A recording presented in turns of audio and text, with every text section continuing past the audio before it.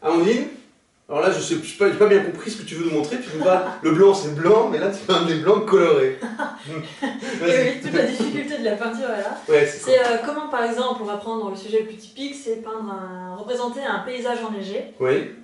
en utilisant peu de blanc. Parce que finalement, c'est avant tout un travail de lumière, donc les zones lumineuses vont être dans les tons jaunes, orangés, et les zones dans l'ombre vont être plus bleutées. Donc on va travailler là-dessus. Ok, on va travailler là-dessus. On y va tout de suite, c'est parti. Alors pour commencer, comme d'habitude, on va énumérer un peu le matériel qu'on utilise ici. Donc de nouveau une toile sur châssis. Pour les couleurs, bon là de toute façon on n'a pas besoin d'une palette vraiment riche, hein, on a juste besoin de simplement en tout cas voilà, on va avoir besoin simplement du bleu de cobalt, du blanc de titane, mais c'est pas tout, on va avoir aussi besoin du jaune de cadmium foncé. Ici c'est de la terre d'ombre brûlée, de la terre de sienne brûlée et enfin du rouge de cadmium en petite quantité, ce sera seulement pour accentuer quelques teintes. Donc ici, l'idée c'est de représenter les blancs colorés. Alors, ce qui signifie qu'on ne va pas utiliser de blanc pur, parce que bon, effectivement la neige est blanche par définition, mais visuellement elle ne l'est jamais vraiment, puisque le blanc est une couleur qui est influencée par tout son environnement. Donc là, en l'occurrence, on a un paysage enneigé totalement sous un ciel ensoleillé, ce qui fait que les ombres en fait sont vraiment bleues et les zones de lumière, elles, sont chaudes, sont réchauffées par ce soleil qui du coup donne une teinte jaune, donc en tout cas jaunâtre. Donc, ce qui fait qu'on va jaunir les lumières et bleuter les ombres. Alors c'est parti, donc on va commencer déjà par le fond, parce que c'est l'arbre qui le superpose ici, donc on va d'abord commencer par un fond totalement uni.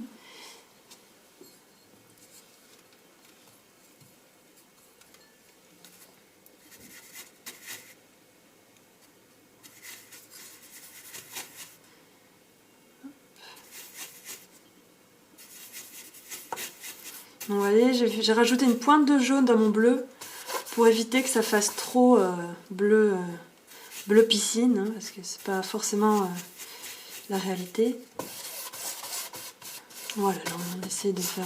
De toute façon, on n'est pas obligé de faire comme sur la photo, hein. L'idée c'est de représenter un paysage enneigé.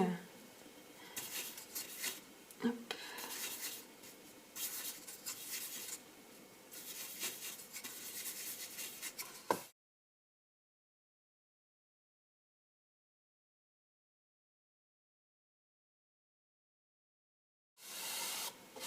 Donc pour que le ciel ait un air un peu réaliste et que ce fasse pas juste un aplat bleu, comme on peut le voir d'ailleurs sur la photo, et comme ça l'est aussi en réalité, le dessus, c'est-à-dire ce qui est en tout cas le coin supérieur, le côté supérieur, toujours un peu plus foncé. En fait, c'est parce que c'est la perspective atmosphérique.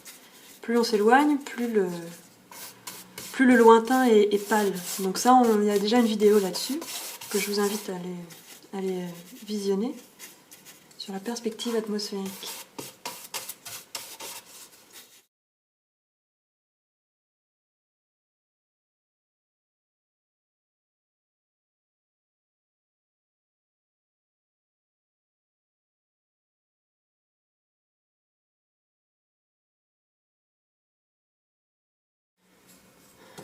Alors, ensuite, la deuxième étape, bon ça, voilà, c'était le côté facile du sujet.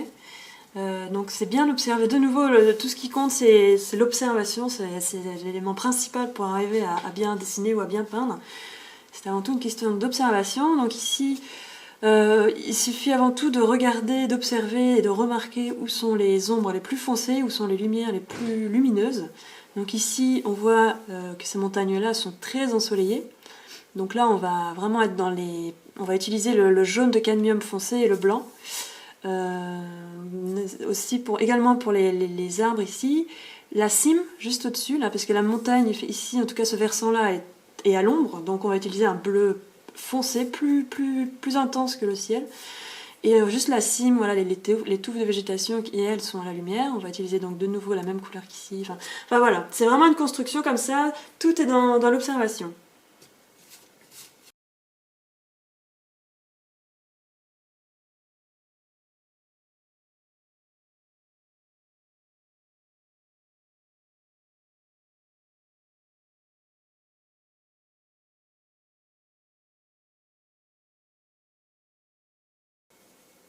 Voilà, si jamais on voit que le mélange du blanc et du bleu est vraiment trop artificiel, on peut le rendre plus naturel par l'ajout de ce qu'on peut appeler de couleurs naturelles, c'est-à-dire les terres, notamment ici la terre d'ombre brûlée, ce qui fait que ça ternit un peu, je cas de le dire, la couleur, donc ça lui donne un aspect plus moins tranché en tout cas.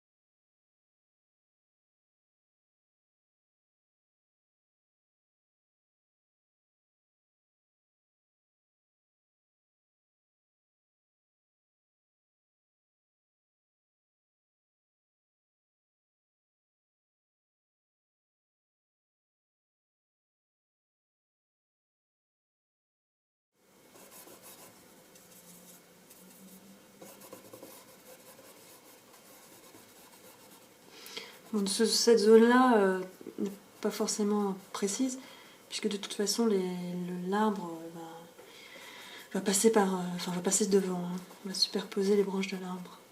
Donc on voit juste à travers que c'est lumineux, mais on n'a pas le détail.